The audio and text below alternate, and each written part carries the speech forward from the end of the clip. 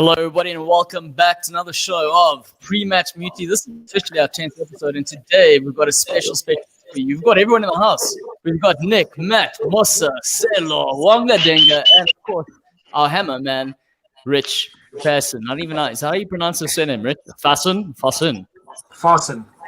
Oh, Faasen. Oh, Faasen's not too bad. All right, Faasen's simpler than when I made it. How's everyone doing today? Oh, we're good. Okay. No, we're all good, man. Just a bit sad. There's no Premier League this weekend, but what can we do, bro? We just have to survive, huh?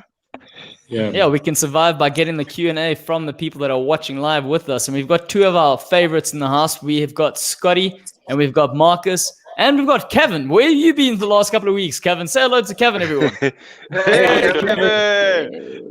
Just a quick one for Scotty. I know he'll be watching the Scotland-Serbia game. If they win tonight, they go into the Euros, and they play in England at Wembley if they win that game. So I think for our Scottish fan there, we've got to wish them well. Is it the first time since like 1909 that they might be qualifying for something? They were at Euro 96, I remember that. Yeah. What is that, Matt? They were at Euro 96, I rember. Yeah, and they were at the World Cup in 98. Yeah. Yes, but I think in England, Scotland group game will be rather tasty because the Scots are always up for it. That's why nation games are good. We actually, the international tournaments need a team like Scotland to qualify because we know they bring the hype to the games and they make it very entertaining. But on that note, one of the questions we got posed this week was about international friendlies. What's the point of them? Are they necessary, especially during the time that we're facing now during COVID? We know there's a match congestion like there's never been before in professional football, and yet they're taking the time to squeeze in these international friendlies. Mosa, do we think these things are necessary? From my side, I think they kind of like build into the whole structure of football and governing the whole operations of global football. So you'd find that in a period of 12 months or a season long, that there were calendar dates which have been selected for international friendlies. And that's exactly what they're going to do. They've probably shifted a few of them, but they have to be there, and they do coordinate a lot more of the international tournaments and allow them to actually take place. And as you say, you'd want to see Scotland in the Euros, but they first have to qualify, and that takes playing a few games to get there. See, my whole issue with this, apart from we've got the normal manager's dilemma or the club versus country dilemma, where we know these players go off, they get injured. Case in point, a Gomez yesterday evening, another centre-back that we don't have now at Liverpool. Case in point, these players go out there. And even now, if we take COVID into consideration, I mean, we had also, again, another Liverpool case, we had two players come back with COVID because of this whole situation. My whole thing is with the international friendlies is when you go to war, generally as a nation, you don't have a pre-practice battle with another country, right? You go straight to war and you fight them. So what? So how are we having an international? How do they qualify? So how do they qualify? There's like 54 countries in Europe. How do they qualify? Yeah, with qualifying games, not international friendlies. Yes. No, but I'm saying like Scotland and Serbia are playing a qualification game, and then Georgia is playing Montenegro also to see who can qualify for their first ever tournament. So there's those friendlies. No, they've got qualification games, but then the friendlies, I agree with the friendly stuff. It's rubbish. Especially now they're trying to squeeze in 3 games in such a small space of time. Because France and Portugal and them played yesterday. Then they're going to play Saturday, and they're going to play again next week, Tuesday, Wednesday, and then the guys are only going to go back to their clubs on Thursday. And then there's the guys in South America. It makes sense. It's World Cup 2022 qualifiers. There's 9 teams in South America. Only 4 qualify. Number 5 goes to a playoff. That makes sense, you know what I mean? But the Nations League, I don't like it. I think UEFA tried their very best to sort of get rid of null and void sort of matches because there were a lot of null and void matches. So this is why the Nations League was sort of put into place. So there was strength versus strength. You weren't having a set of friendlies, and then you've got a big group of, which they still will do, of weaker teams and stronger teams fighting to get into the bigger tournaments. I think there are more purposeful games, if you want to call it that. you see in strength versus strength. But I do understand your point, Claudio. You got a situation now where there's Nation League playoffs, Nation Leagues that from last year that still need to be played, and we in the current Nations League season. But when there's obviously games where we need to fill, there's an opportunity for friendlies. And I think in terms of where the money's going, well, the idea is for the money to be generated by the associations. That's the purpose of friendlies. And then obviously to get sort of game time for players and try different ideas, but they're not getting much money obviously now with COVID. But I think these games are obviously organized well in advance. For me, though, Nick, I think the Nations League's been quite unsuccessful. Though for me, it hasn't been competitive enough because you look at some of the teams that managers are putting out in the Nations League, and it's like second string international teams. What's the point? Yeah. So those games might as well be like friendlies. Yeah, exactly. So for me, it hasn't achieved its objective. It's as good as a friendly for me. So I don't think the Nations League's been effective enough. Sure. No, and I think my issue is the only people watching these games are guys like Kevin who've got money on it. I mean, otherwise people aren't watching. Let's be honest, that's the truth. And here you've got a team, and also like you've got the biggest issue is that we have COVID. This has been a good time. Like all the other businesses that are happening around the world, they've been forced to innovate. They've been forced. Matt knows this very well. He's doing like workshops all around the country via Skype or whatever else that he's using. They've been forced to rethink things. Why hasn't the football industry that is so reliant on people coming to the games and watching things, apart from creating artificial crowd noise and things, why have they not thought of this and been like, wait a minute, is an international friendly necessary right now? I get like the qualifiers that need to happen for the smaller nations, which can afford to have these games. But the bigger teams, where there's already an argument whether or not they should be allowed 5 substitutions or 3 substitutions.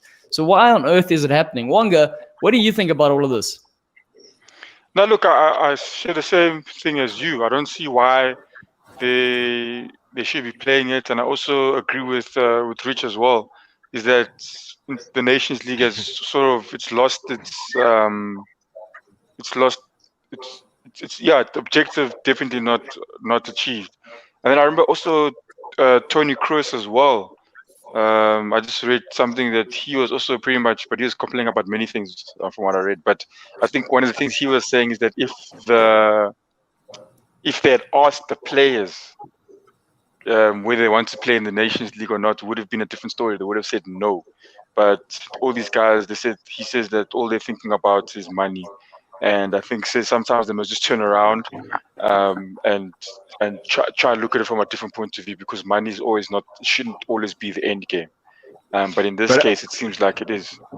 I get why some federations and some associations would want to have some friendlies play, because they've also been devastated by the effects of corona pandemic. So sometimes having the friendlies and having them on the rights, the television rights to actually broadcast these friendlies is a big incentive for the associations as well, where they'd probably then be in a lose-lose predicament if they weren't having these friendlies.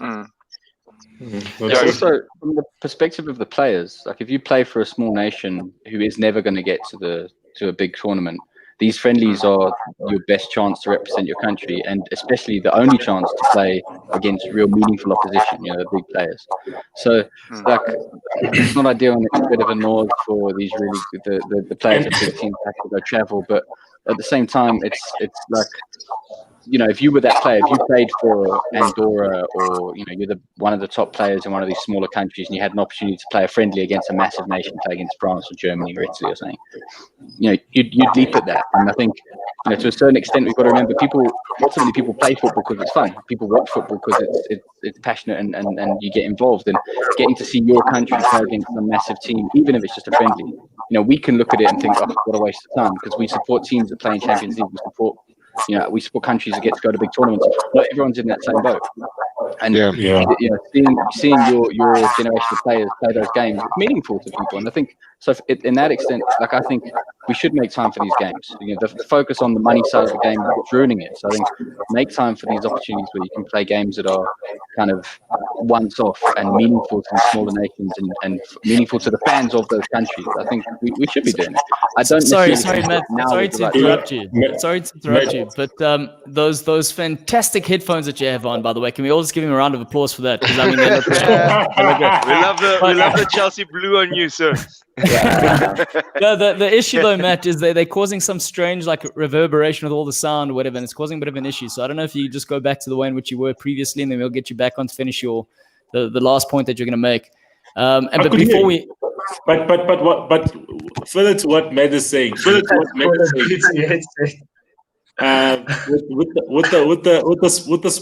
the smaller nations, you know, it helps a Cristiano Ronaldo get to his 102 goals. You know what I mean?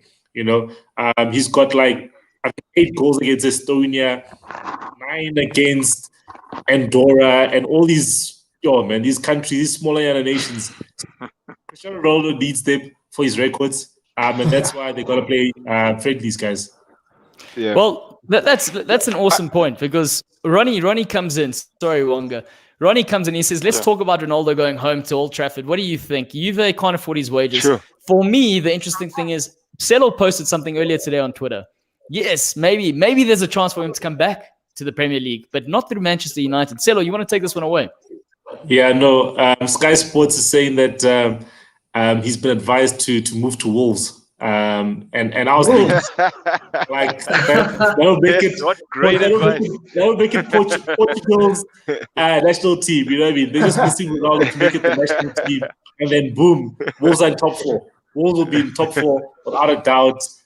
George Mendes, which obviously CR7's agent, is quite a big influencer at Wolves, and he represents probably probably all of the Portuguese players that are there. And Renato Sanchez is apparently rumored to be moving to Wolves as well soon. So plus him, then it's done, guys. We might as well. I'm just happy. Let's be honest. I'm so happy to hear you say that Man United won't have Ronaldo. If Juve can't afford the wages, Wolves definitely can't. I can guarantee. 100%. Yeah, where's the money going to come from? They will make a plan, guys. Wolves. Nah, there's no plan to be plan? made. If you don't have the money, you don't have the money. Everyone gets nothing, and Ronaldo gets everything. Everyone No takes a pay cut. Everyone takes a pay cut so that Ronaldo can play for a season, guys. Yes, just imagine. No, I think everyone's selling their cars that- just so Ronaldo can come in. I think the thing here though is that I think Ronaldo, he's made his money. I think if the opportunity presented itself to come back to the Premier League and possibly break new records, I don't know. I think especially considering that, like Sello stated previously, it would mean that Wolves would then become the Portuguese A side. So why would he not do it? Wonga, I want to. Why would he not do it? Seriously, did you just say why would he not do it? Yeah, why would he not do it? Go to Wolves. Go to Wolves. All bro. the Champions League football, you know. He can make them a Champions League football side. Come on now. There'll just be a year-long training camp for the Portuguese side. You'll find Yeah, man. They'll be ready for World Cup 2022, man. They'll be the famous World Cup 2022, man. They'll be gelling so much. The only player that's missing is João Felix and Jota, and then they're done. And then this will be hot. Pedro Neto on one side, Podence on the other side. They'll be hot. They'll be hot. All right, guys. Like Barcelona and Spain. I guess they just have to convince Ronaldo to do it now. Yeah. And his agent owns Wolves, guys. You're feeling that. He owns a share of Wolves, so maybe. You never know. Wonga, can you please show the people a shirt Can I that please you're wearing? rule that out as an option? Yeah, As I like also want to rule that out. ridiculousness. It's not happening. Yeah. It's not happening. I think we can know that is not going to happen. I That think Cristiano Ronaldo he's goes to better Wolves. than Sello, you have a chance. No, they won't. They can't afford him. He wants what, £25 million a season. Wolves will never afford him. Yeah, but you might get him. I just don't know if Ole will be able to coach a player of that caliber. They used to play together. Yeah, but I don't know if he'll be able to coach a player of that caliber. Playing and coaching is very different. Yeah, he used to play with Phil Jones. He's struggling with Pogba, so he'll struggle with Ronaldo. Yeah. Nah, Right, but the guys, Ronaldo's more professional. Anyways, yeah. Yeah, exactly. I think Ronaldo would end up doing more of the coaching, and Ole would be like, "Well, very nice, very nice." Wonga, can you please show everyone the shirt that you're wearing, or the top mean this that you have jersey? on? Yeah, show the jersey. Who's the sponsor of that team? Well, it's actually Adidas. Doesn't say it here. Adidas. The reason I'm asking this is because it brings us to our next topic, Marcus. You know, our man Marcus. Let's talk about the Bafana new kits, and let's talk about the failings that's not happening at the moment, or the failure of delivery. Today I had a full-on rant with some dude who was arguing with me about the difference between a sponsorship and a partnership, and he was trying to point the finger at Lecoq, and I was telling him, bro, no. You telling me that Stellenbosch are getting it right with Lecoq, but Bafana aren't? And I said, if that's the common denominator, then what is it? It's the organizations, right? So what do we think about what's happening, or the failure to present all these things? Can I jump in here straight away and give you some insight quickly with the brand that I found out today when I was leaving work. So if you actually saw they're wearing black tracksuits. Can you see that they're wearing black tracksuits? Yes, I saw that the jackets. Yeah. Okay, so I found it. I'll post it. We can post it actually on Twitter later for the viewers to see. But I don't know if you guys know a brand called BRT, which is sold by Baron Clothing. Okay, BRT is sold by Baron Clothing. The exact same jacket is on their website and their catalog, and all that they've done is they've stuck a Lecoq Sportif brand on that jacket. I swear to God, I've got proof of it. I've got photos sent to me earlier. The reason I know is I've got colleagues who we used to order from BRT or Baron Clothing, and we actually get their mailers every month or so. And the exact same black tracksuit is being used by Bafana, our national team, as a training tracksuit jacket, and they've stuck a Lecoq top on there. Furthermore, Senzo Muiwa got his tombstone unveiled. I don't know if you saw the tracksuits that those players were wearing. They were wearing. Don't tell me they put the Lecoq logo on the tombstone. No, they've got it. They might have. No. I don't think so. They've got non-tapered tracksuits that look like my primary school tracksuit was better than what they were wearing to the unveiling of the tombstone. So there's so many cracks, and I reckon Goal Lounge is someone who could actually post something like this where the tracksuit's exactly the same. So all they've done is stuck a badge on there, and they've stuck a SAFA sign on there. It's actually so embarrassing. Furthermore to that, how do SAFA go and pick up the kit? Now, you, the logistics manager or the person who purchased the kit, but you don't actually go and get the off-field kit or the tracksuits or the training kit. How does that work? Who said yes? Was there a list?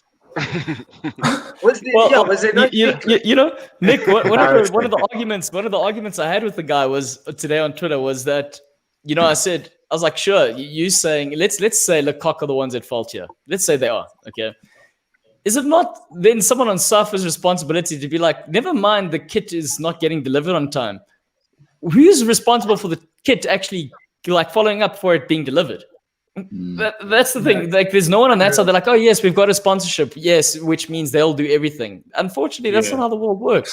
Okay, so my current understanding of this whole thing was that some kits, deliveries of kit were made to the gentlemen's team, but the ladies' Banyana team didn't actually receive any kit.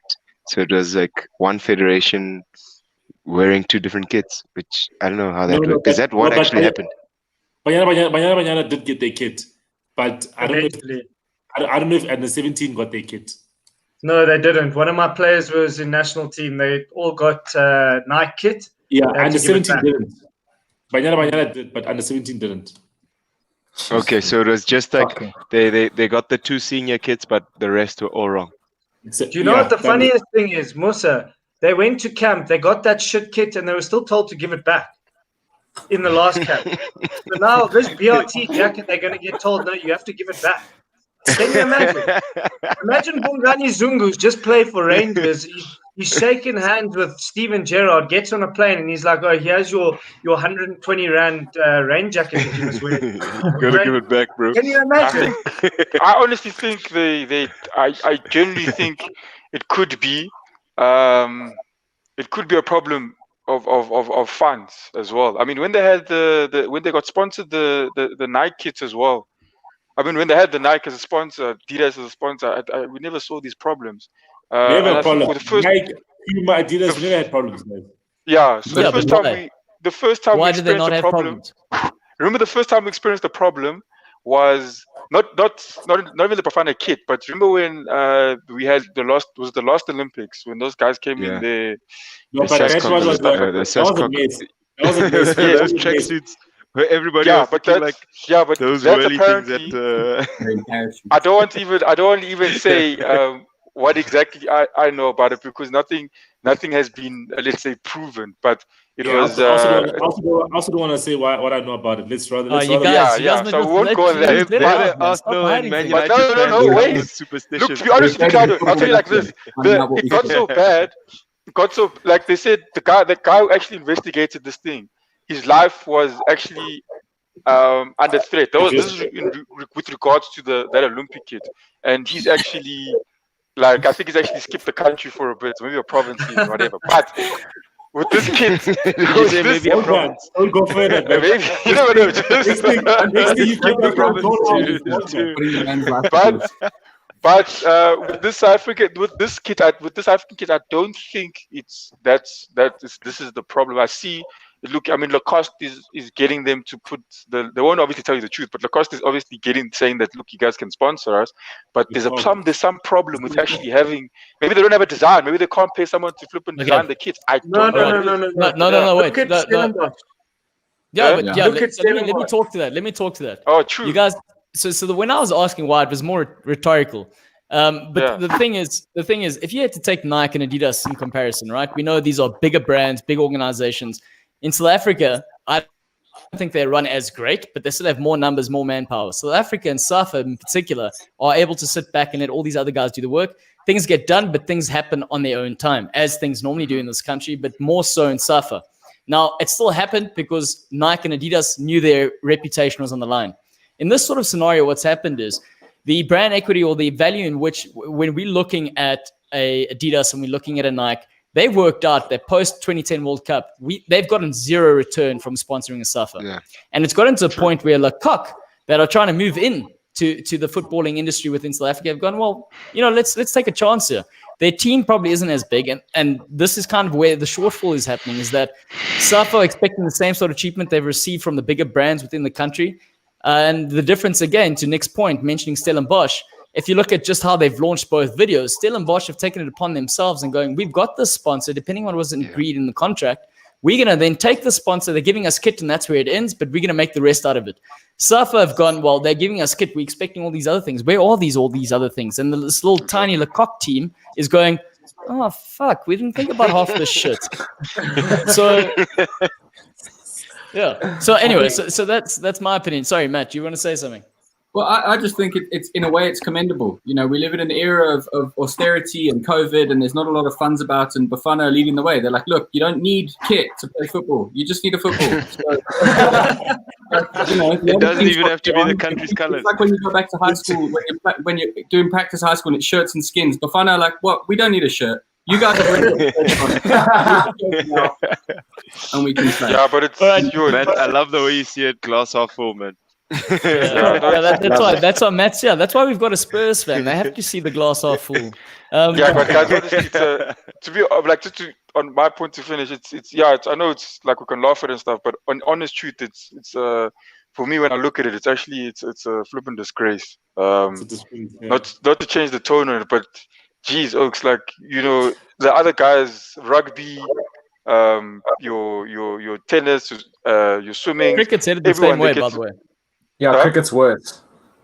No ways. But sorry, continue. Only rugby, you see, rugby's the only thing that's run well in the country. Otherwise, everything else is rubbish. But you look at, I mean, if you just look at, people wonder and they think, they look at the sports and they say, why aren't we winning? Why aren't we doing this? But I mean, if small things like admin, you can't sort out admin. Like at guys spent just to get a kit there on time. I mean, these are small things, If you can't sort these things out, then you can forget about the bigger picture in it all.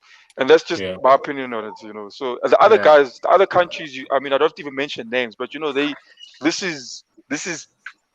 I mean, you know, this is like it's as big as a big business deal. You know, they treat it like that. Yeah.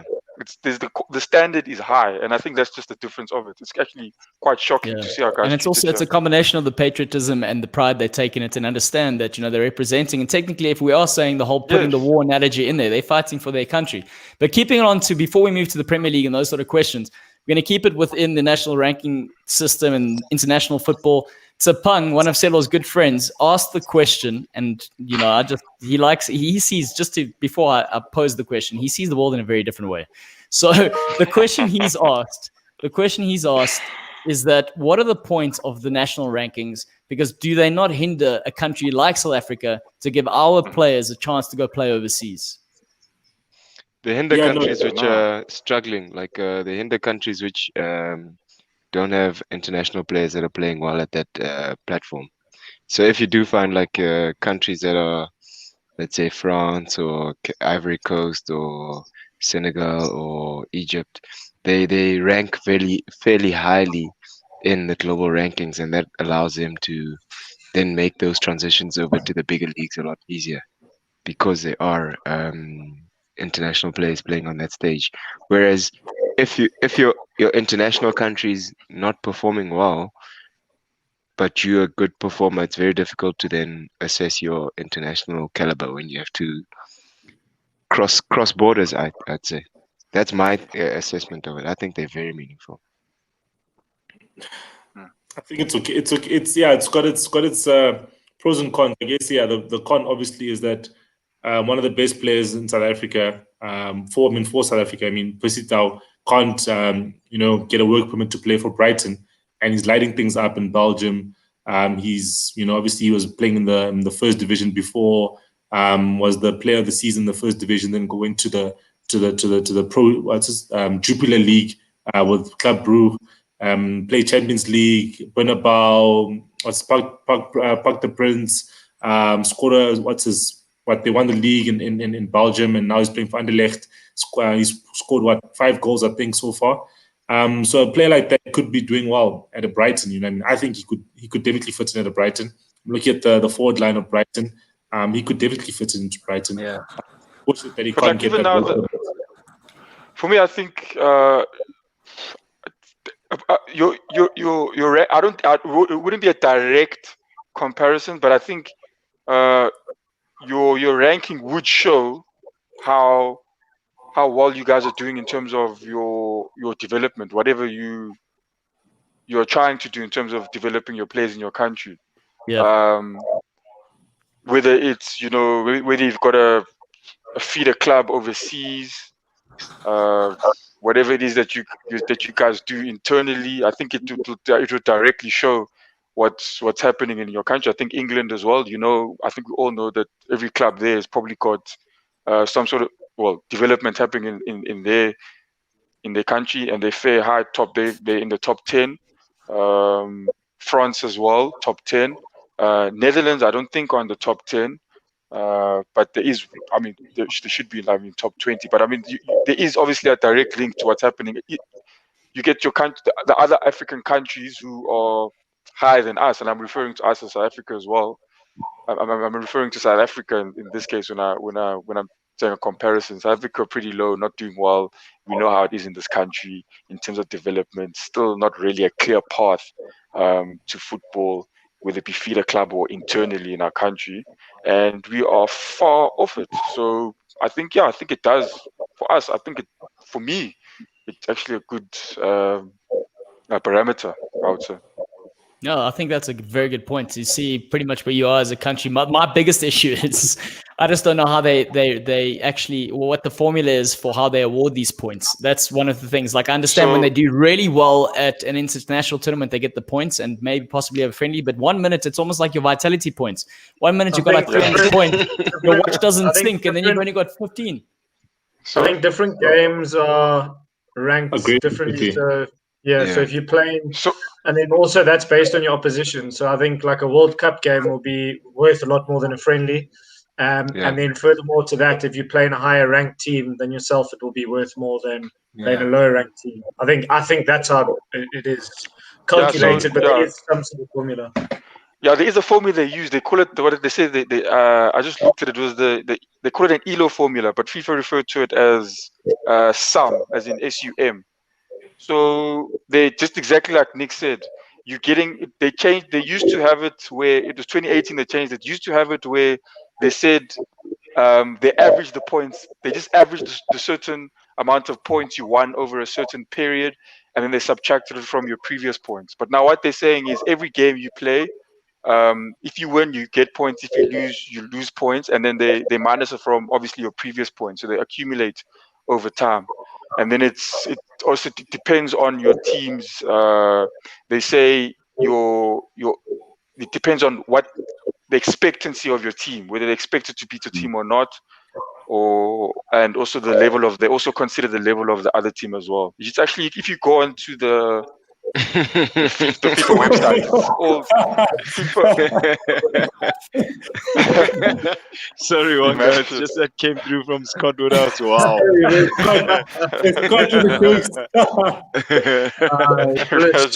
Yeah, so that's only like rank 70 something.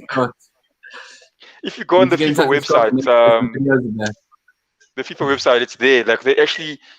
Yes, they actually got a formula. If you want to go critique it, you probably can because they put it all out there for you, and it's no secret. I think that formula was created when Sepp Blatter was still in charge. Sorry, Sello.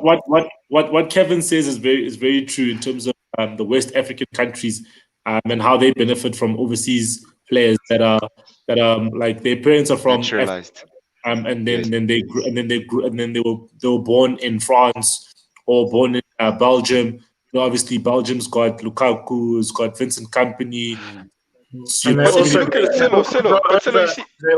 they also sign as a 16-year-old when they're actually 13, and they get all the development, and then they retire. No, I'm being serious. But these guys, African players, how many of them finish their career at 36, 37? They're all done by 31, 32 because they've all cheated. 100%. No, Nick, that's why I was saying Naby Keita has so many injuries. Naby Keita has so many injuries because there was rumors that he's older than what he is. And Michael Essien also, there was rumors about that's why he ended his career a bit early and so forth. The legs caught up with him. You know, some players... Yeah, and those guys have no shame in it. So we're just looking at we saw the glamorous guys get out of it. I'm not accusing them of it, but I genuinely think they have no shame in it. And the possibility of that happening is I think it's pretty high, in my own opinion. And also, but referring to what Sello said as well, like, you know, the guys, they take advantage of guys going overseas and stuff.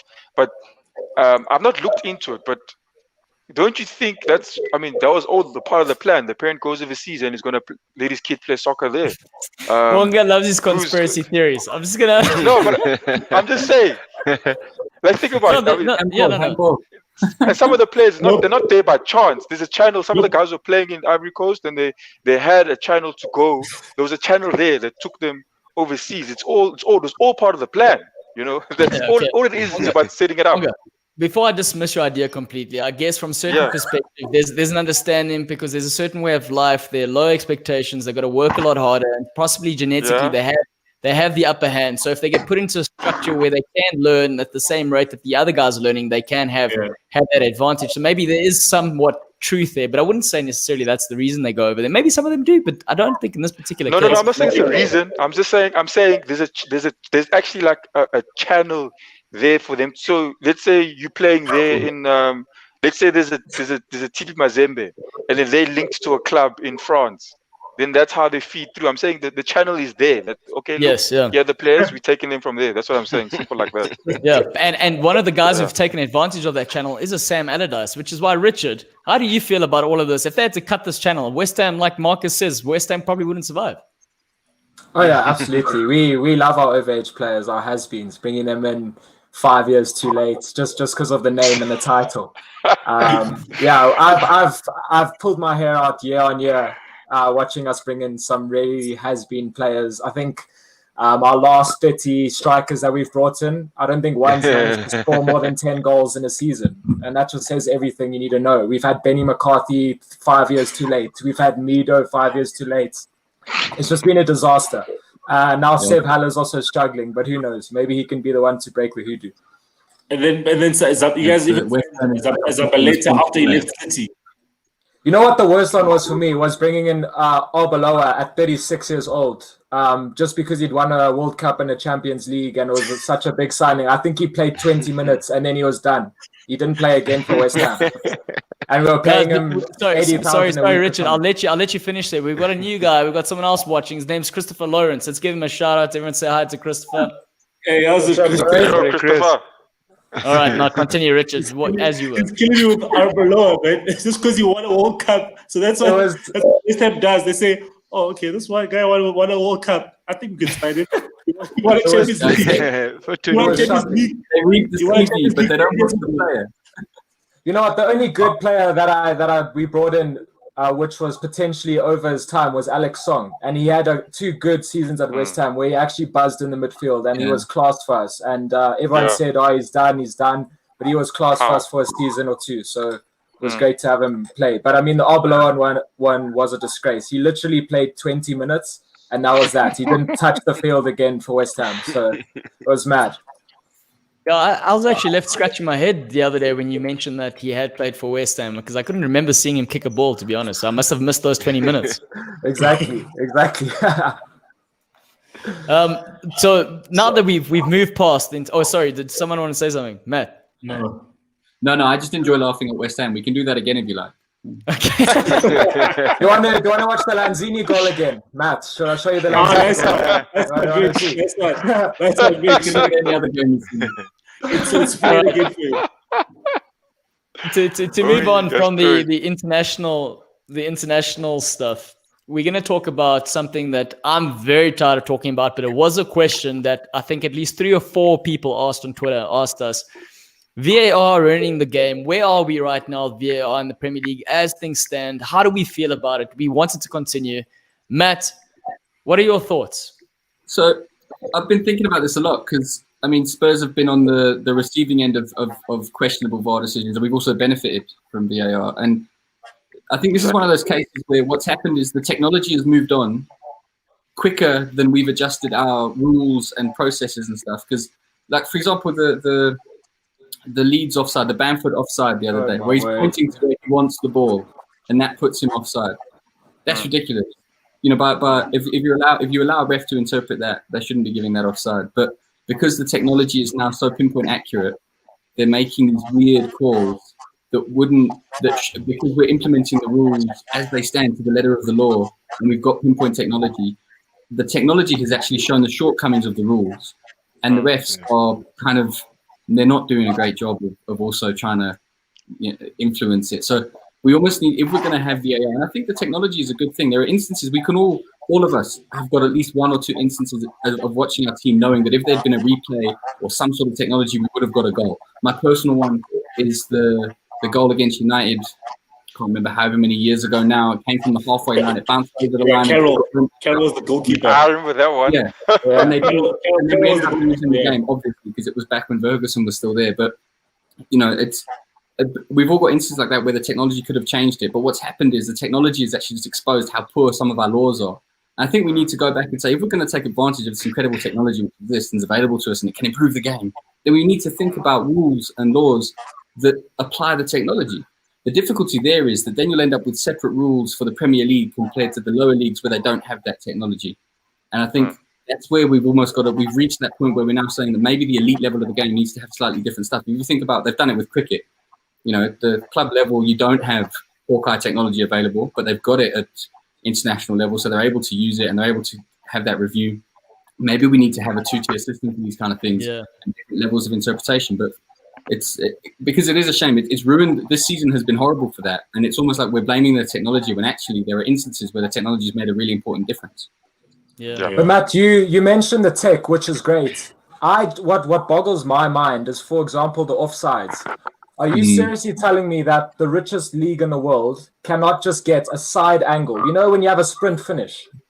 Yeah. Surely that would, take out any inconsistencies we'd have with offside. You pause the ball as the ball's being played. You get a direct side angle. Every club, it should be compulsory to have side cameras, and you literally look directly across the line because, the angles we're getting is like a 45-degree angle, and they're trying to draw perpendicular lines down. Plus, the lines are way too thick. I mean, that's just basic stuff that surely the Premier League, with the money they've got, can get right. So for me, the offside, they claim that it's correct and stuff, but I still think, especially the Bamford call, how can Mike Dean in the VAR room be sure 100% that Bamford's offside? It's just mind-boggling. And then they couldn't see Seko if he was in the same line. That's the best angle they had. Best angle, damn, man. Yeah. The technology was there, supposed to create certainty. That infuriated me because the handballs are cool, man. Listen, the Wolves, Leicester, Man City, and Liverpool, it was consistent. Same handballs were consistent. Yeah, but the rule was ridiculous. The rule was not a football rule. No, Claudio, listen. The application, Claudio, sure, the application is consistent, but the actual rule is ridiculous. There's consistency there. The thing that infuriates me are like the handball. I mean, the handball of what's this Carroll against Spurs. You know what I mean? That was a good call.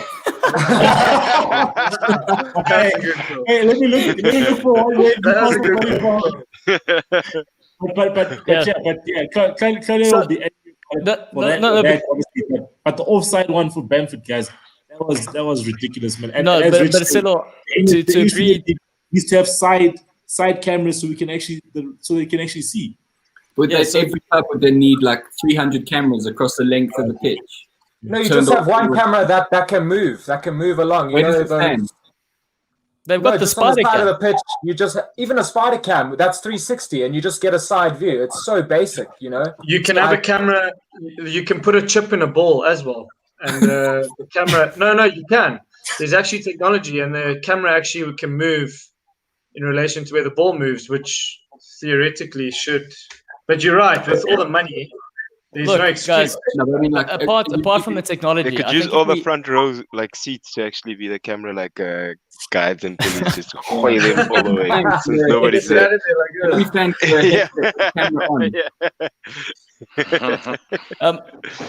Sorry, guys. I just wanted to say, so touching on what Sello was saying, and in fact what you're all saying. Firstly, to address what Richard is saying with regards to the actual angles. My biggest issue is that these guys aren't artists. They don't even understand what 3-point perspective is, if I had to ask them. So how the hell could they draw a line and work it out per the millimeter? That's the first thing.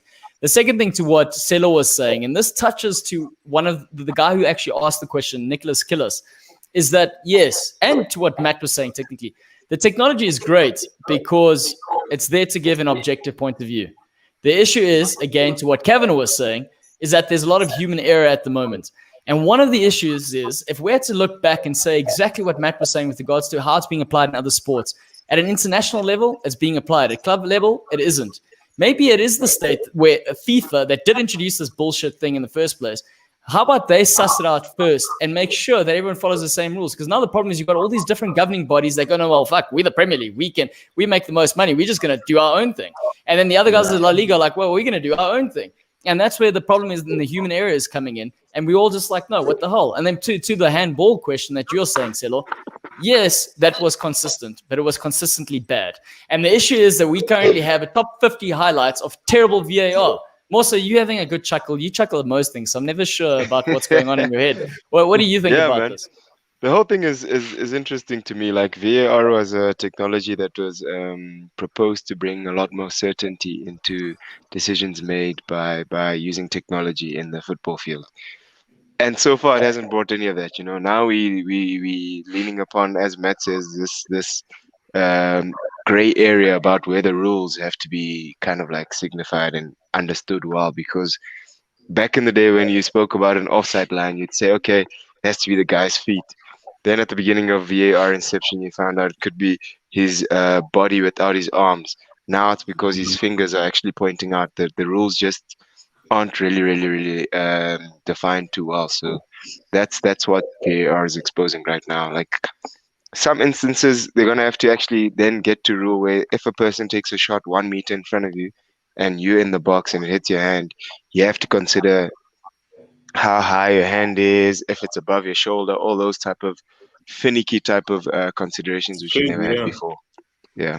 Yeah, I think for me, I was just, I agree with Matt completely. So I won't go on that. Is that the rules are definitely behind the technology, and then, but if you look at soccer as well, guys, you see what now these guys are focusing on just the offside, and they're focusing on the handballs in the box. That's the main focus on the VAR.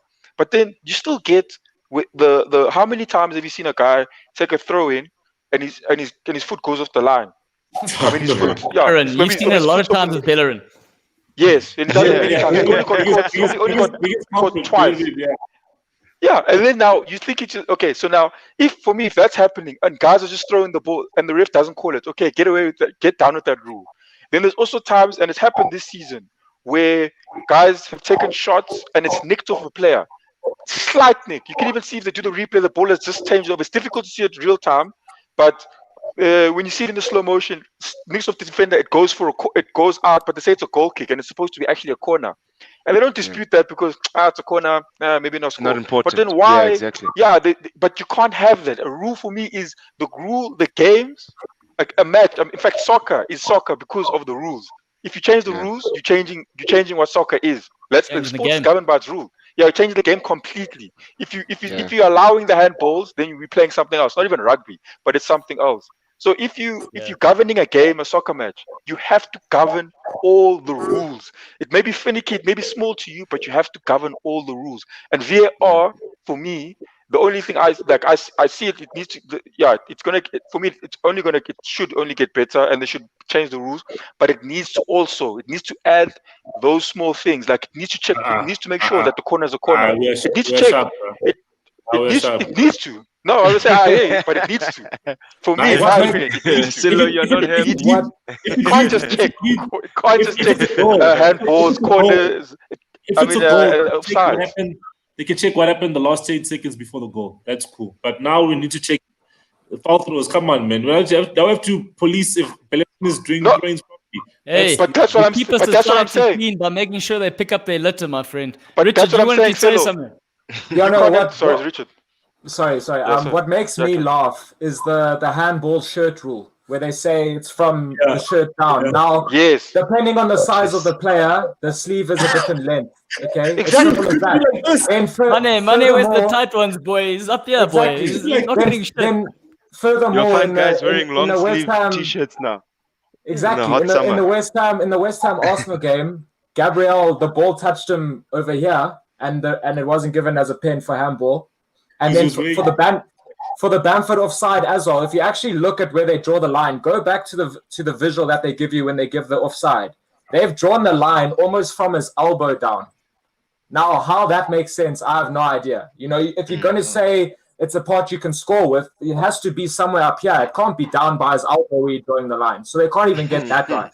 And then for me, to finish with what really boils my piss, is when you've got Dermot Gallagher after the game trying to explain himself and having a fat chuckle like it's not life or death. I mean, these are calls that could potentially relegate teams or, this is big stuff. And he's having a big chuckle like it's a big joke. Yeah. And that's so true. The referees don't see the significance of their decisions. The decisions that they're making are very, very vital to the team's survivals and the team's occupancy in the Premier League.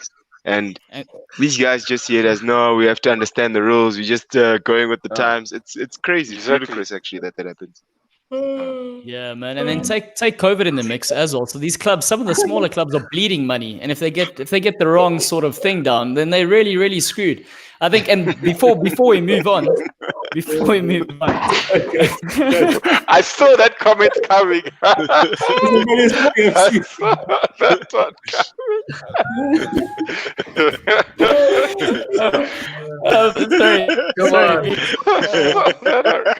Guys, to finish off, last thing. To finish off this section, let's not forget that the only reason why Aston Villa are still in the Premier League is because goal line technology failed at Villa Park.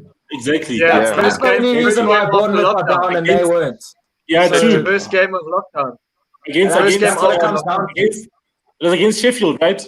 Yeah, that's exactly what it comes down to. That point kept them up.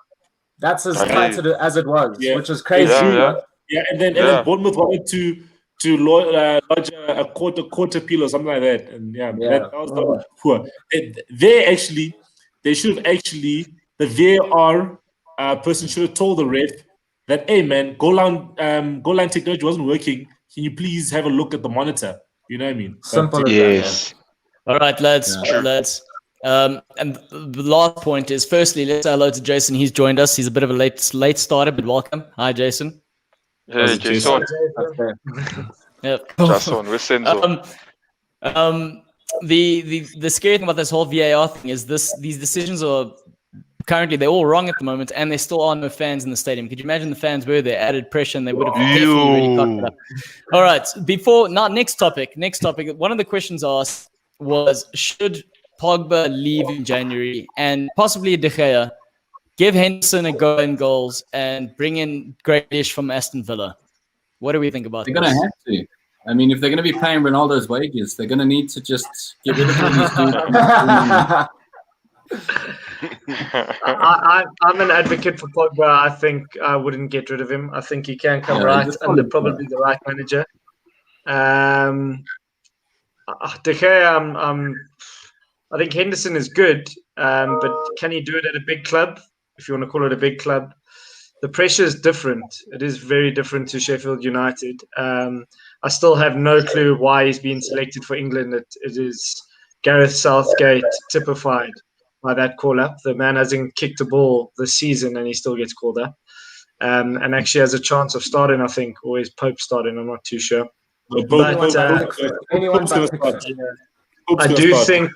do think Pogba. I think Pogba on his day is a game changer, and I know it is on his day. But I just think there's a play in there that a good manager can make right. Is only the man to do that? I'm not so certain. And is Mourinho that person? Mourinho is either that person or he's completely the opposite person, because I think that's I think he was written off by Mourinho. And when you get written off, you get written off. But I think if you could bring in someone with an open mind, I think Pogba is the type of player at his age and what you spend for him as well. I just don't see how they're going to just flog him. I don't see it. But for a business decision, I don't think it makes sense. And I do think he can come right. Just my opinion. De Gea is still world class. Are they going to try and go another route? De Gea has saved them so many times. It will be tough just to chuck him. You see, I don't need to say anything more. Nick said everything. I agree with Nick 100%. I can't fault Nick's argument. David De Gea has been the best goalkeeper in the Premier League for the last 10 years. And he's been in so many team of the seasons. He won Player of the Season 4 years in a row. You can't sell him. You know what I mean? He's earned his wages, his current wages. The opportunity for him to leave was when Real Madrid wanted him, and the fax machine didn't work. But Sello, what do you do with Henderson then? What's the situation? Henderson felt that he could challenge De Gea. Could have loaned him out. They wanted to loan him out probably, but I think Henderson to stay and challenge De Gea.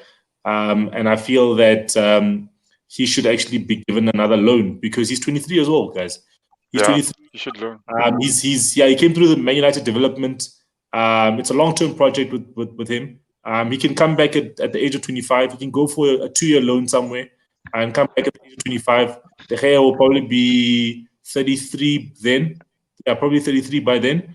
And then maybe he can, slot in slowly, but do a 50-50. You can do a Champions League. Like how was it Diego Lopez and Iker Casillas at Madrid? The one would keep Champions League, Copa del Rey, and another one would keep in the league. They can do that in 2 years' time. But for now, as Nick said, like keeping for Sheffield and keeping for Man United, it's not the same thing. You know what I mean? And De Gea has gone through that hard yard keeping for Man United, like when he was still like very thin and having challenges in the air and everything. And he worked through those challenges and then he became a top keeper. So Henderson still has a long way to go, man. He's still young. He must go on loan. That's what I feel. And then Pogba, Yeah, man, Pogba. It's yeah, man. I've been shouted at on Twitter for defending Pogba. People were calling me names and yeah, man. Where's Nick? Why isn't Nick backing you up? He always defends him on the show. I don't know. You're hiding there in Twitter on the tweet streets. These are like Man United, Twitter streets where guys are tweeting about Pogba and saying they should go or whatever. But listen, Pogba has had 4 seasons, I think, at Man United. And of those 4, that's a long time. He's been fully fit for 3 and a quarter. Let's say 3 and a quarter, 3.5 seasons, where the half was last season. And he had one of his best seasons where he made the Premier League team of the season. He was the best player in the Europa League. Man United second. He scored 16 goals, 10 assists. He beat Yaya Touré's record of most goals for in the last whatever. But at the end of the day, he's a world-class player, but Solskjaer doesn't know how to use him.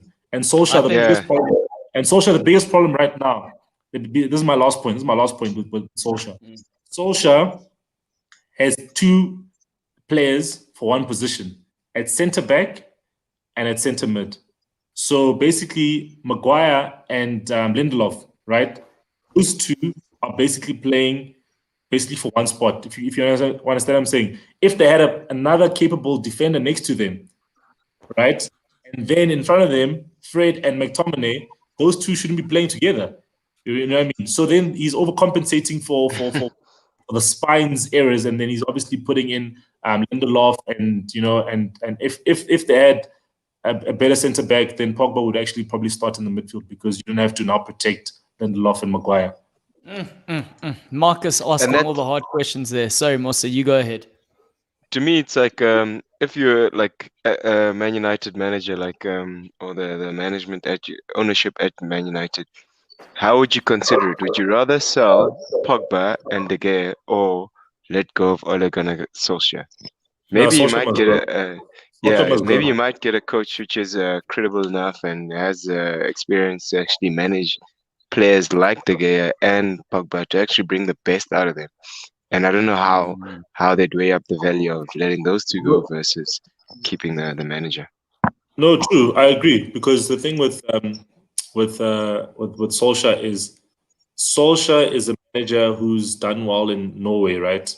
That's Norway. You know what I mean?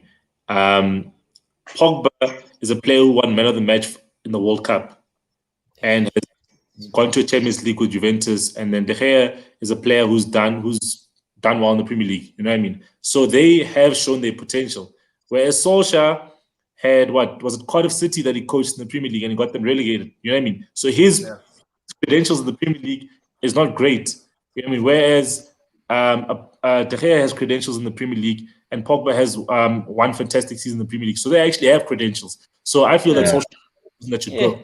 Look, quick answer to what Mosa was saying. You flog both, dude. You get rid of them both, bring in a Pochettino, let him start again. We know the amount of money spent on Pogba was big. It was a price tag that was hung over his head. We know this. He hasn't been able to live up to the expectation. He's had 1 out of 4 good seasons, technically, apart from playing for his country, where he had better players and a manager who knew this guy's a bit of a crybaby. Give him the toys to play with. He's going to have a good game.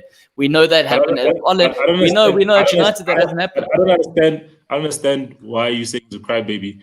You should go back and look at. You should go back. But you know what's interesting in all of this? You should go back to the World Cup video where he's talking in the change room and tell me, is that a crybaby speaking in the change room? But in the change room, yes. Yeah. In the change room in front with the people that speak the same language. Is that a crybaby who's speaking in the change room for the national? Sello. Send me home in front of my family. Sorry, Mosa, I want to finish it. You send me home in front of my family, I'm going to be loud, I'm going to be proud. You send me in front of somewhere else, maybe it's going to take me a while to adjust the scenario and maybe not be so comfortable and be so brazen. Yes, Mosa, what you going to say? If Man United were to get a Pochettino, who's to say Pochettino wouldn't want to get Pogba? That's my thinking. If you have a quality coach there, he'd probably want a Pogba and a De Gea in that squad, especially at Man United right now. With those positions would have to then get filled by players that you aren't really sure or can give you the highest performance. Where Pochettino would rather rely on their performances to actually build a structure. I've got a solution, and he's a legend for your club. He's an absolute legend. Won the title. There's only one Stevie Bruce. Bring him back. I knew you were going to say that. Sello, Sello, one question I was Sello. Maybe you'll have insight in it. Why Pogba? It's not Pogba's first time there. From what I heard at the time, whether it was true or not, Pogba left and Solis Ferguson didn't want him there. That's not true. Is that what was the case? Why did he leave when he first left? He left because of his bloody agent, Mino Raiola. That's the problem. What happened was Pogba was obviously the best player in his youth team, right? And then he was starting to train with the first team. And as he was starting to train with the first team, he got some minutes in the League Cup as a sub. You know what I mean? And then obviously they were saying, okay, cool, Pogba's going to be the next person who's coming from development. Then what happened was Man United had all these injuries, right? And then Sello played a game. I can't remember who it was, but he played players out of position. So he played Jisung Park in the centre mid. I think I remember that one, yes. And he also played a Raphael as well in the midfield. You know what I mean? So he played players out of position, where I think Pogba was like, hey, man, listen, I'm the best guy in the academy, right? But he should be playing because he's got all these injuries. Then even Scholes came back from retirement, you know what I mean? So he was like, nah, man, this is not good for me. Like, listen, these guys have like an injury crisis where Carrick is out and all these other players are out. Anderson is out, and I should be coming in and getting some minutes, you know, and this guy's not showing the faith in me. Then obviously Juventus is saying, hey, man, listen, we want you. You're going to be the the main guy in our team. You got a starting spot. And what happens? He leaves, goes to Juventus. Does exceptionally well. He's pivotal in the centre mid with the rotation of Marquisio, Vidal, and Apollo. The four of them obviously rotate. All right, let's solve this. Let's solve this by a show of hands. Who thinks Pogba should stay at United? Raise your hand. All right, there you got it. 4 out of 7, guys. Pogba stays. That's how it happens in Goal Lounge. I mean, United can just speak to us. We'll let them know. Better watch this. Marcus has a point. Raval Morrison was the next big thing to come out of United. Ferguson said he was the most talented player he'd ever seen in the academy.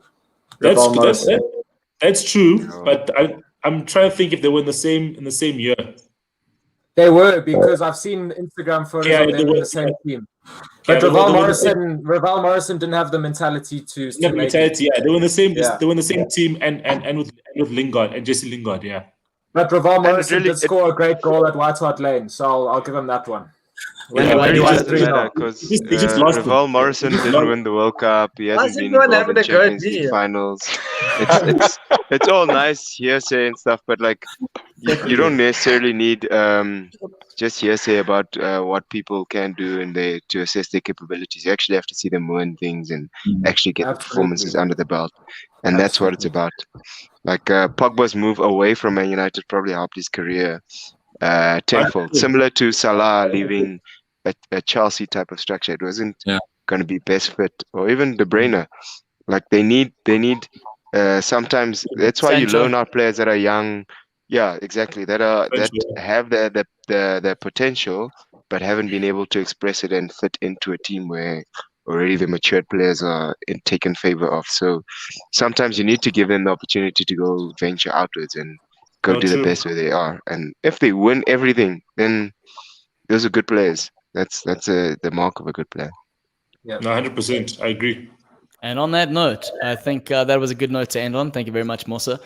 Next topic that we're going to talk about that some people have asked us are the realistic title challenges. Apart from Liverpool and apart from Man City, look at Matt getting a little shimmy in the chair. Which other sides in the league, bar from West Ham and Nick, which other sides in the league can really challenge for the title under these conditions? We're winning the league, Nick. Really throw Arsenal in that statement with Rich and actually, come on, Claudio, give us some respect. Yeah, Arsenal in there as well. I have a better chance than Arsenal. Definitely have a better chance than Arsenal. Yeah, no, after what I saw against Villa. What I saw against Villa. Oh. Yo, Wonga, this must be tough times, bro. Guys, if anything happens, if anything that comes from the show, at least Scott and Marcus are our best friends. That's the good news. And I suppose the question that I've got to re-ask is, can Spurs and Chelsea really be the guys to challenge Liverpool and City? Are they at that point where this can happen? Because we know Liverpool and Man City are coming down from their peak. So if ever there was an opportunity, including the injuries that Liverpool are currently facing, are Chelsea and Tottenham the teams to do it? We are not challenging. We are our top spots. We are not even challenging anymore. I think, Can I say something about Chelsea? I think Chelsea could be title contenders, right? Only because of the madness that's happening this season, right? But in any other season, I wouldn't see them as title contenders. But just because the madness, and they just have a lot of attacking options, and I think Thiago Silva as a signing is obviously very pivotal, and they need to keep him fit because Kurt Zuma now and looks, Mendy looks amazing now. Kurt Zuma looks amazing all of a sudden, but it's because he's playing with a partner, you know what I mean? Like Joe Gomez looks good with Van Dijk, you know what I mean? He looks amazing, you know what I mean? He looks top 3 defenders in the Premier League when he's playing with Van Dijk, you know what I mean? So similarly with Zuma is like he's amazing now, you know what I mean? And that's because of Thiago Silva. Keep Thiago Silva fit, and obviously Edward Mendy, because obviously Kepa, if he comes in, we know that's 5 goals guaranteed. Every shot is a game. It's a goal, yeah. But I think it's going to Chelsea be interesting now with Liverpool's injuries. I think they've got a great chance still, but it's just shaking everything up. I think all the teams around Liverpool will be smiling. They'll be licking their lips because defensively we know they're not the same. I mean, they've lost now Gomez, obviously Van Dijk. I'm not necessarily saying that they won't go on and challenge, because they will. They'll be there right till the end. But I think this is really an opportunity for a Man City to come to the party, a Chelsea to come to the party, a Spurs to come to the party. And that is all I think. I think only 4 can win it. I think Spurs have a great chance, and I would personally love Mourinho to go and do it. And I just think he's never really been at a team where he doesn't go on and win something in his second season, at least. So are the stars aligning? I think they might be. There's a long road ahead, but I think they've got the personnel. If they can keep their players fit, if they can keep the goals out the back, I think they've got every chance. Spurs, I'm putting my money on Spurs, but I think those 4 are the realistic ones. And Matt, how do you feel about Nick backing your side? Oh, it's great, it means the world. And you know what? When you win the league, all I can say is that you couldn't beat us. So that just makes us just as good as you guys. You guys are just like them, league winners as well. Yeah. West Ham as well. So we pretty much won the league then as well, if that happens. Yeah. We'll take it. It's just the trophy's not in your cabinet, are they? It's all here. It's all here on the heart. Oh man. I'm super excited for Chelsea's chances. I think, as Sello mentions, some teams are lacking the firepower, and those injuries cost them. Whereas now with us, even with injuries in the front, we don't look like we're missing a player. We could have anybody injured, but there'll still be options. If Abrahams gets injured, there's the French guy, who's a tall French left footer, Giroud, who can come in and actually give you a good performance if needed. If Pulisic is out, there's a Mount. If any of these players in the front are injured, there's an option. The back is looking great with the signings that we've got. We don't concede every shot that gets taken at us with Kepa and goal. It's worked out very, very ideally, and the Liverpool have suffered a big loss by losing Virgil van Dijk. Man United haven't got their best form at the moment. Tottenham, they're still also kind of struggling to find their best form, like team and best approach to a game. Arsenal are just Arsenal. You can't see an Arsenal winning a league with all the other teams that are there to compete, and that actually has created a lot more opportunity for Chelsea than I would have expected at the beginning of the season. I thought this season was going to be required to transition all the players that are coming into the team to actually create results for next season. But because nobody else has made a significant run away with the season, we have a slot now. We have a very, very good chance.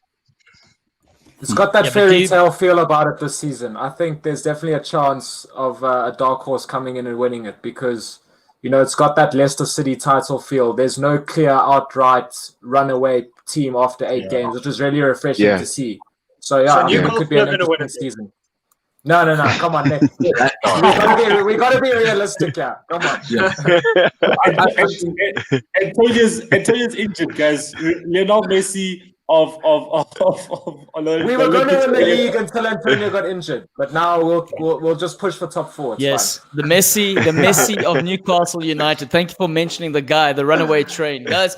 One of the other questions I was asked during the week was that so we've got the whole injury now that's happened to Gomez, but prior to the injury, the question was: do Liverpool put faith in the squad that they have, the youngsters possibly, and moving Fabinho to centre back, or do they go out and buy new players in January? Now, Marcus has already pointed out the question, saying Liverpool will definitely go looking for a player.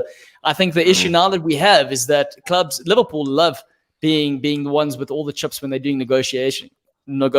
Sorry. Now they're going to find themselves in a situation where that clubs can actually exploit them and overcharge them more than what they normally pay for players, which is an interesting thing. So whether or not I think they will go do it, I think that's going to be the big stumbling block. I know they're looking at Upa, how you pronounce his name, Scott? I know you're listening to this. Upamecano, yes, from Red Bull. They're looking at the other player from Schalke. I forgot his name right now. They're looking at Ben White from Leeds United. And then they're looking at... Has Koulibaly fallen off the radar? No one's talking about him anymore. No, Koulibaly is long gone, largely because he's turning 30 and Napoli are asking £90 million for him. So that's just never going to happen for any club, really. Not at this stage, especially under the current climate. So what do you guys think? What do you guys think? David Alaba, David Alaba and Jerome Boateng, Bayern is not renewing the contracts, so they'll be free. Jerome. Yeah, Jerome. So they'll be free agents at the end of the season, guys. So those two defenders, David Alaba is 29. Liverpool can definitely try there, but I think his wages are a bit exorbitant. That's why Bayern didn't want to give him a contract, because they had an offer on the table and he wanted a higher offer, and then they said, no, we can't meet a halfway, and then they said they're not offering him anything else. Listen, so I think He will bring incredible quality to the team. But things could be worse. You could be linked with Harry Maguire. At least you're not linked with him. Yeah, no, I mean, his head, like Marcus would say, he's a Costa for the team. He's a Costa for the team. Logic is his head's too heavy for his body. Runs around like a bobblehead.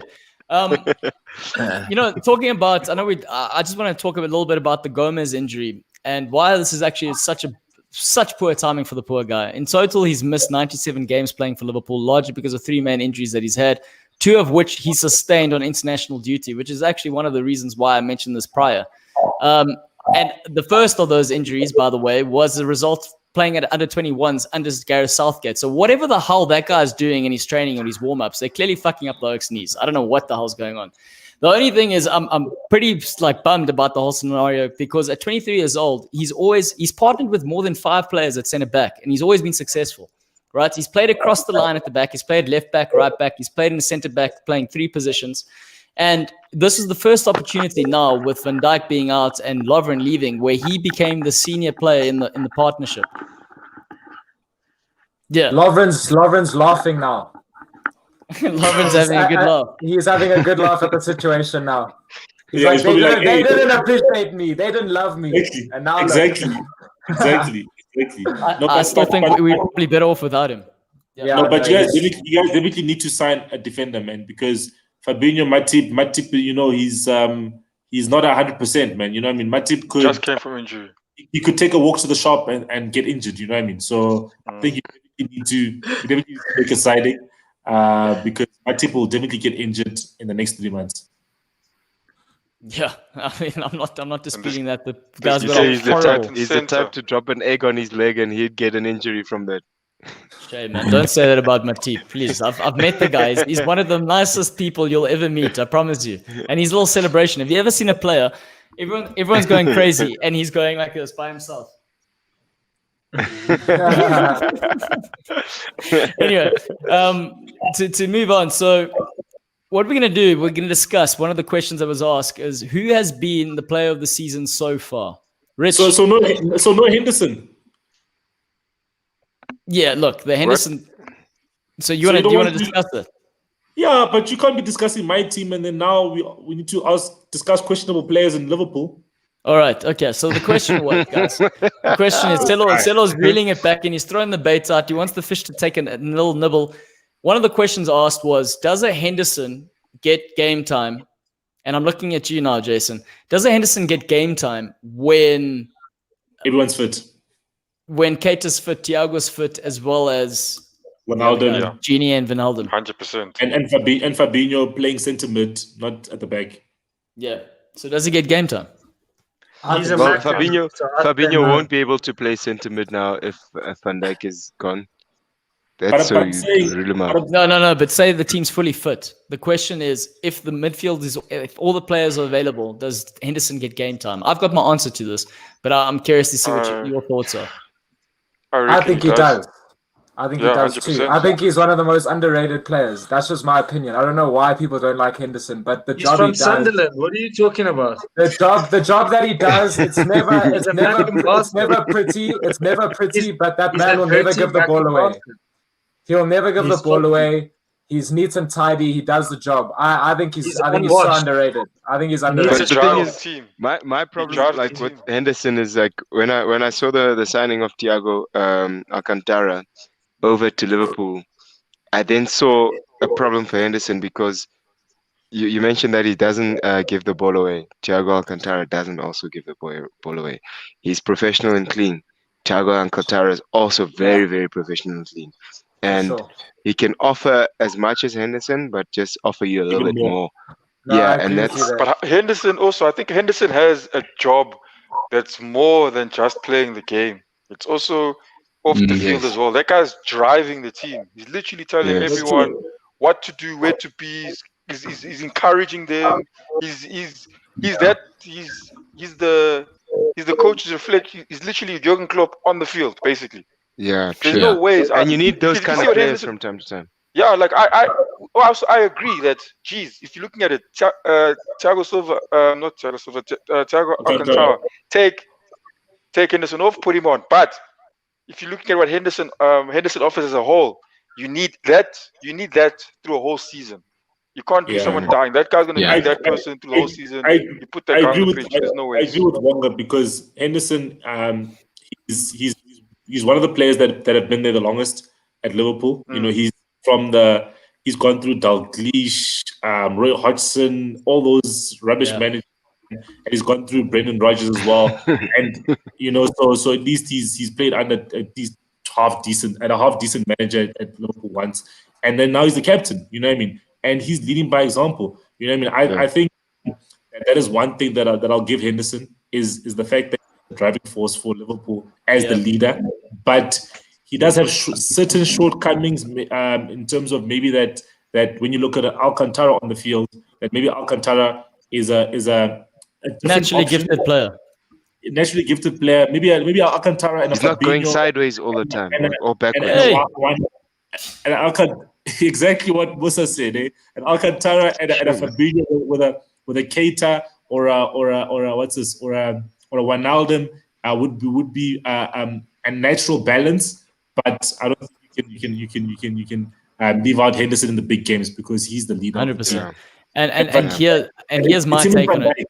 It's him and Van Dijk, and now with Van Dijk not being there, Henderson is the only leader in the team. Yeah, exactly. It's Henderson, not even him and Van Dijk. It is Henderson. It's 100% Henderson. And here's the thing about here's the thing, guys. Henderson, you mentioned it perfectly. He's gone through his career, has molded him into this type of player. The success he's had in recent times with Liverpool has validated him as a player and has given him this newfound confidence. Under Klopp, he didn't start from the beginning. Now he's there. When he doesn't play for Liverpool, when Liverpool do not have him on the pitch, I'm going to emphasize that, the intensity isn't at the Klopp's intensity. And the Klopp's got levels. There's football. That was before Thiago Alcantara. No, but wait. Even Thiago. So now Thiago, for me, Thiago's issue, if we're going to look at man for man, Thiago's a flipping fantastic player, can pick a pass anyway. He's already broken a record within 45 minutes in terms of having the most passes in a first half, or in a second half rather. But what Thiago does is he can slow the game down to his own pace, which works, and it can help unlock teams when they're sitting deeper. what Henderson does is Henderson makes sure that every single player is on their toes. And like I said, when to what Sello was saying, no Van Dijk. Van Dijk's a great leader, but Henderson's the engine in the middle of the park that just keeps them going, keeps them ticking over. So that's my thoughts over it. I think, Claudio, you know, I watched a clip even of, I think probably guys also bumped into it as well on social media, where obviously now you can hear everyone. You can hear everyone on the field. And they just showed the clips of Henderson. And it's like, dude, it's everything. I mean, it's even if the guy wins the ball, congratulates them. Every single effort the guy, I mean, geez, I'll be just tired by telling everyone to do that. I mean, just by referring to every single action someone takes. It's incredible. Even off the ball, he's doing that. And I mean, some people need that in those games. And I think to take that off, I think Jurgen Klopp thinks long and hard if he's going to take Henderson off the field. If he's not going to start that guy, he thinks long and hard about that. I mean, like I'm not going to lie. I think every Liverpool fan have had their moments where when things were going well, you go, you know, things are going well, but you know, we need that little bit extra something. Maybe if we dropped Henderson, then Henderson got injured. And then all of a sudden we start watching Liverpool and we're like, wait a minute, there's something missing. They're like, yeah, what's going on? What's going on? And then you see Henderson sitting on the side going, he's not happy. He's not happy. The face he was pulling was the same face, mirrored Jurgen Klopp's face. So, yeah. But let's talk about just quick show of hands. We're not going to go in depth about it because some guys are falling asleep here. We got Pogba versus Henderson. Who do you guys take in your squad? And I'm talking about your personal squads. Hold on. Your personal squads, squads. So they're so different. They're so different, though. Marcus, Scott has asked the question. Raise your hands. I can't win a Champions League with Henderson. I can't win World Cup with Henderson. So Pogba for me. No. Mosa, how can you say this? I thought you knew something. Henderson has won a Champions League.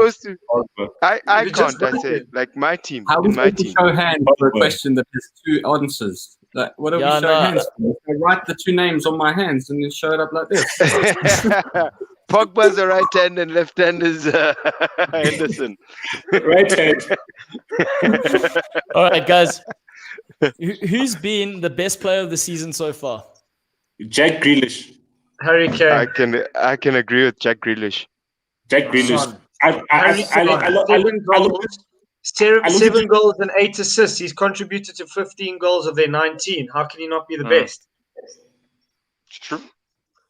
15 goals. Because Aston Villa came from like competing to survive last season, and now Aston Villa is the Aston Villa that could be competing for top spot in the next game, and it's all because of Jack Grealish's assists and actual goals. Jack Grealish has benefited from having Barkley and Watkins around him. I think. Yeah, Watkins as well. Yeah, but he kept the team alive. He kept the team alive, which is so crazy. No, 100%. I agree. I agree with Nick and obviously with Mosa's obviously backing what I'm saying. I feel it's Jack Grealish because he's taken a team that almost got relegated, that secured survival on the last day, and like they're playing such good football. You know what I mean? They beat the champions 7-2, and he was a vital player in that 7-2. They beat some other second-grade team in North London that used to be great 3-0. You know. You know, so Jack Grealish guys, end of the season, I can't wait. Guys, everything goes. You know what I mean? He's really proven himself, and he's like they're talking about him and saying that, hey, actually, guys, I think actually Jack Grealish is actually worth £60 million, because you remember that used to be the whole the debate and saying, is Jack Grealish really worth £60 million that Aston Villa want? And people are saying that he's actually worth it because he's proving it. Whereas like Kane, he's top 3 players so far this season, but I feel that Kane is Kane. You know, the only thing he's added is assists to his game that we already knew. You know what I mean? So I'm just maybe looking at from a point of view of who's had more impact for their team. Whereas Kane and Son. But not really. 8 assists. Sello, no, but and goals. Look, and goals. 7 and 8. I'm not saying he's not had an impact. I'm saying it's Kane and Son. It's not okay. No. Guys, is the question? Let's be honest here. Is the question who's the surprise of the season or who's the best player? No, but and he didn't have. Wait. What's the question? Who's the surprise of the season? Jack Grealish. I think that's what everyone's saying. No, No, player of no, the season no so surprise. far.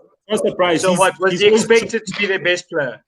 I think But he's- Kane's done yes. more than Grealish this season in terms of But he's- overall He's play. the best player. Statistics, stats don't 100%. lie. guys. No, but guys, I'm gonna always look at stats. Like last season, Jordan. Yes, Jordan Like you Henderson can't look won- at Grealish's Jordan- goal scoring Jordan- abilities Jordan versus Henderson Kane. won player of the season, but his stats were nowhere.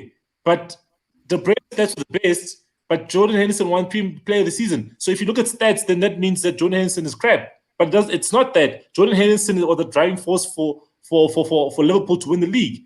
So Yeah, and but then- Henderson's not expected to score or get assists. Grealish is. no, but I'm saying Henderson is supposed And to he's doing it. get assists at least. And Kane's doing it better than Grealish. But I'm saying So- that Grealish is the driving force of his team, guys. So Yeah, who drives No, Spurs? it's a tough one. It's a tough one. that's the thing. Spurs have like six or seven players in the front six that can Grealish, actually drive. Son has scored a hat trick already this season. He's scored a couple of braces. There's a lot of other players that can support the caliber of a Kane there, or give Kane opportunities to express himself. Whereas Grealish has to literally carry the team on his shoulder. He carry them from relegation I don't think battles so, Mosa. to I don't this think point. so. I'm not I faulting. think I'm they've not. got McGinn, they've got Barkley, they've got Ollie Watkins. They're not a one-man show, Villa. We could also I'm not ask faulting- the same question before. Would you do a hand thing? Would you take Kane or Grealish in your side if you're going for the Champions League? Because I'll take Kane every day, and I know I'll I'm take right. Kane. I'll Yes, take Kane. Kane. I'll take Kane. I would I'll do. take Kane. I I'll would take do. There's Kane. the answer. You got Question Kane or answer. Grealish. Which one are you Can- taking? Can I weigh in Depends, here, guys? It's Can not I so weigh in? far. Player of the season so far. Cool. Okay, I just want to say this. I want to say, if you're looking based on everything that Sello's saying, like in terms of impact and things like that, if we take into consideration what Grealish is doing with the side, like Aston Villa, who just survived relegation last season, fantastic. He's also, remember the influence he's having on all the players around him. If we're looking at a Harry Kane, the thing apart, and I know Nick, Rich, now Matt's weighed in on this, the talking is the assists and the goals. And Sello is somewhat downplaying it because he's playing with a player like Son. The irony is what Kane has done, what Kane has done is he's reinvented himself as a player. He's not just a typical number 9, and he's actually falling into like a 9.5. He's almost playing like a number 10. The way in which he is picking out a Song isn't as good without Kane. That's fact. So, and the same as how Grealish is lifting the whole squad. What Kane has done for me is like we've seen a player for years, season in, season out. He's scored now. He's reached his 150 goals, which is another milestone. Very consistent. And now he's reinvented himself after how many seasons? For me, I think that is, dude, would I take a Grealish right now? Of course I would. For me, he's more exciting to watch. But in terms of, if we're talking about adaptation and talking about what he's doing, I think, and also having a newfound father in the form of Mourinho. Oh, flip! I can't say no to Harry Kane. That's he just needs to spend more time on his feet, because as good as a player he is, I just think he drops to the ground far too easily for someone. I can't stand it. Sorry, Matt.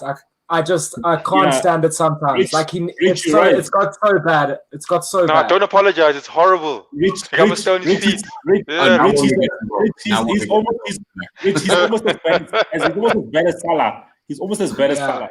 And that you know that you're falling every single time to the ground, because Salah is actually the biggest diver. It's very funny about United talking about getting unfair penalties. Like Sello, biggest out of the season.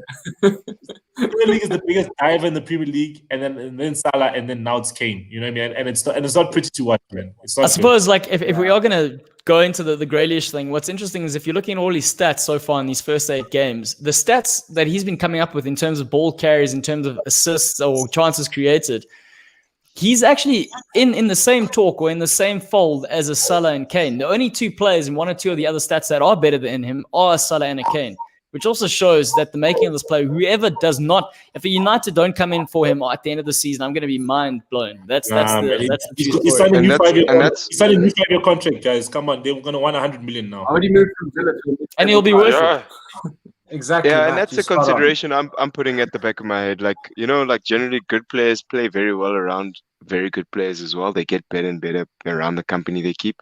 Yes, Grealish has like Barkley and the rest that have just joined him now at Aston Villa, but it's still a very big ship to steer, especially when you're like one of three people who are gonna hold the ship forward.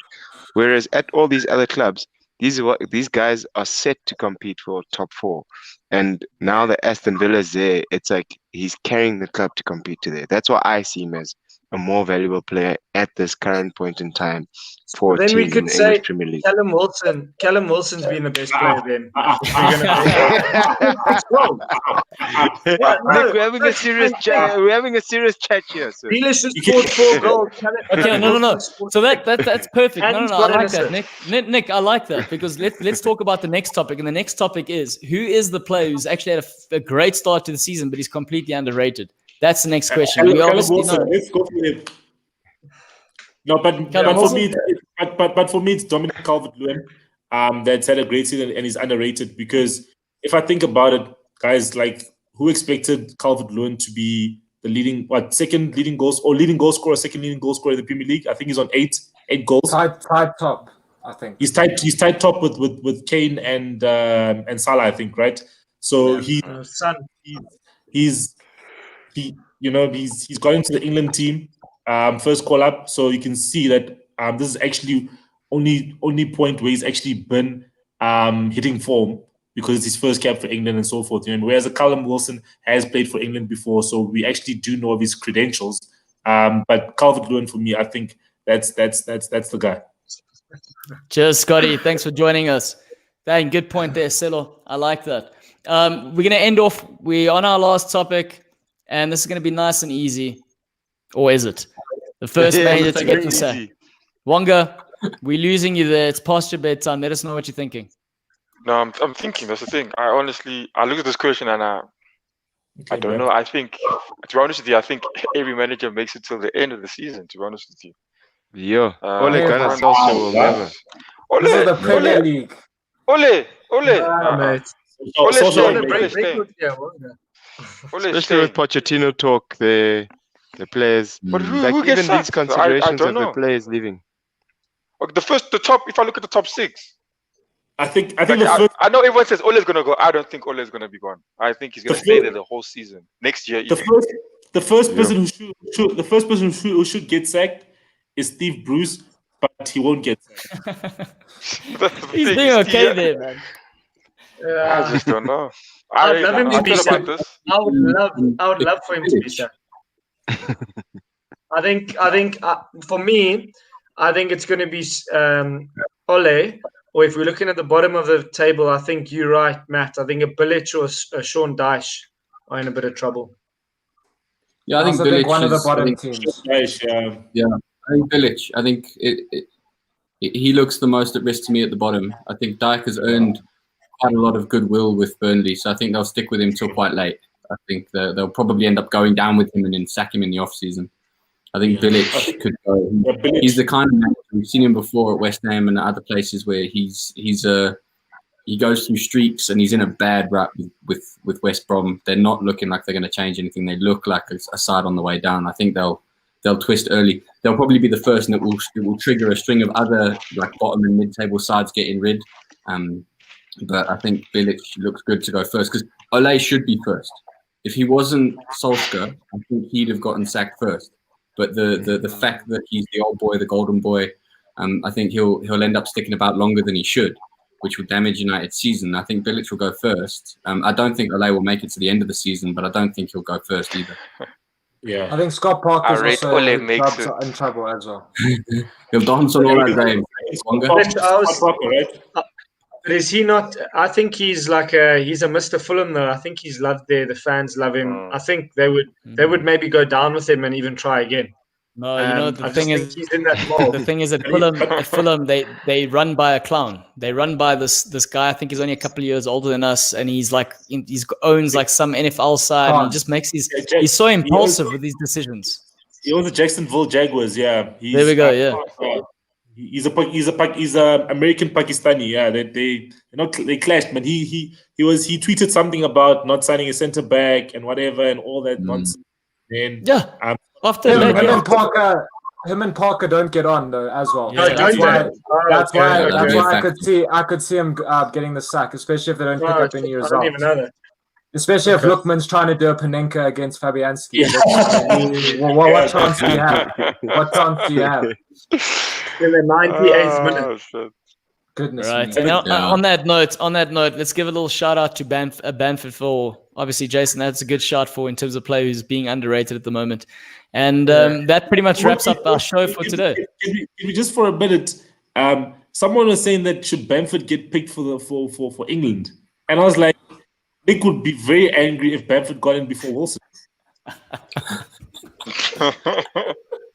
No comment. No comment. Well, at least Wilson's been there before. He's got a taste of English playing national team. So yeah. Hopefully we see him at the Euros. Right, lads. It's always a pleasure when we're catching up. Say your final words, and then we'll head out.